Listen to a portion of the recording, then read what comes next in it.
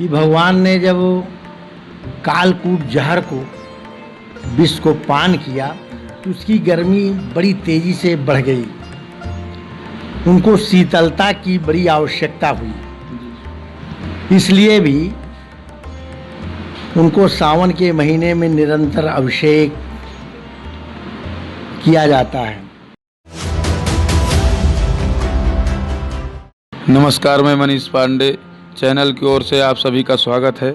आइए बात करते हैं श्री लक्ष्मी नारायण मंदिर के स्वामी जी से। स्वामी जी, आप हम लोगों को ये बताइए कि सावन के महीने का क्या महत्व है।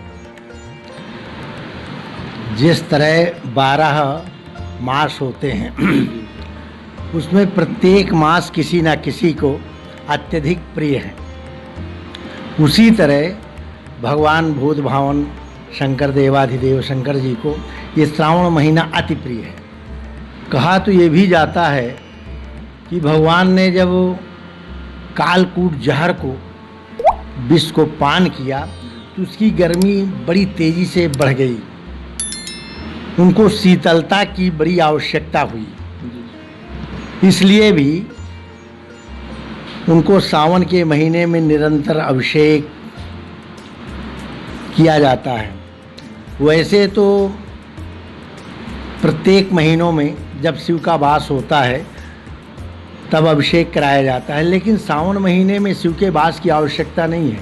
सावन के महीने में देवाधिदेव भगवान शंकर निरंतर प्रतिदिन रहते हैं। और यही नहीं,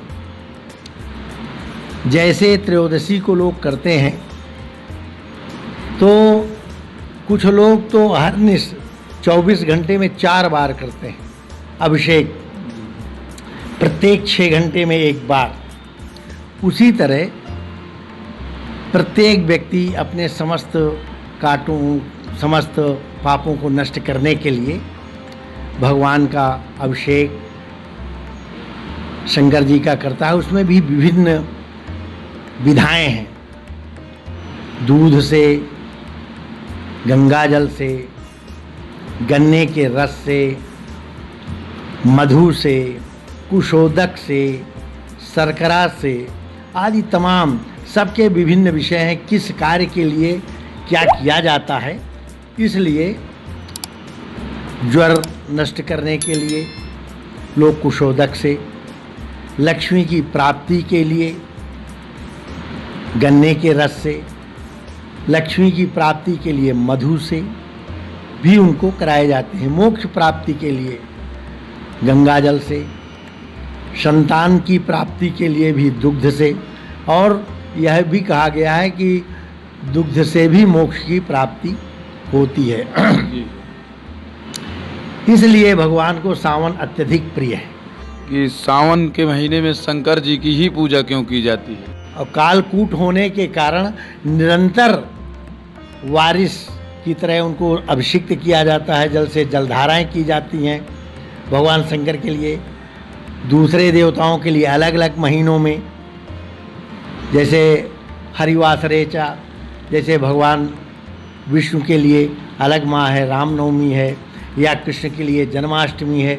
उसी तरह भगवान शंकर के लिए ये त्रयोदशी उनका मुख्य पर्व है सावन का। तो सावन के महीने में आम घर वालों को, आम गृहस्थी वालों को कैसे पूजा करनी चाहिए?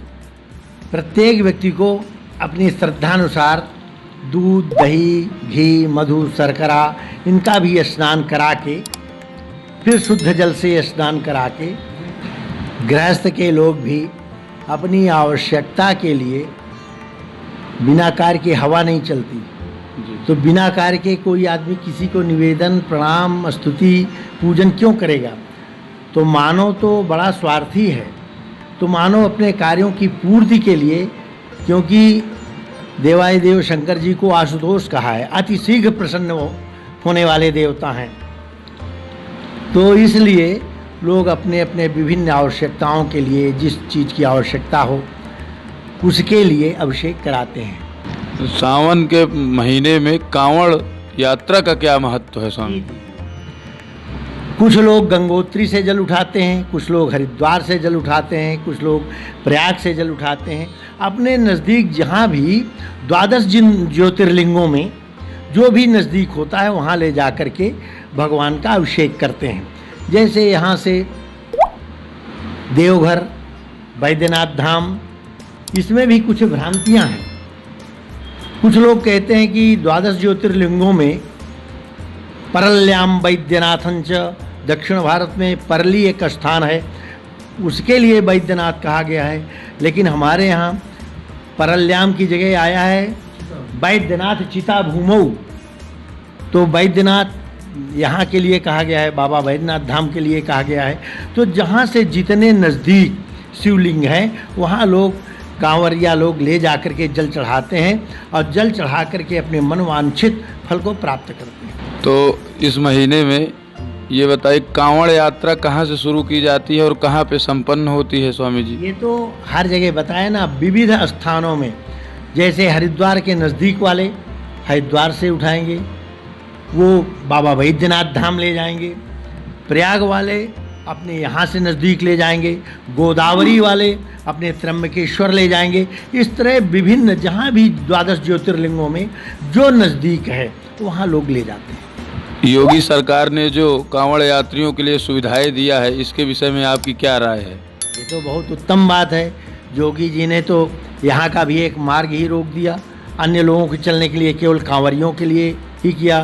क्योंकि प्रतिवर्ष इधर कोरोना में 2 साल बंद रहा, नहीं प्रतिवर्ष कुछ ना कुछ हताहत हो जाते थे।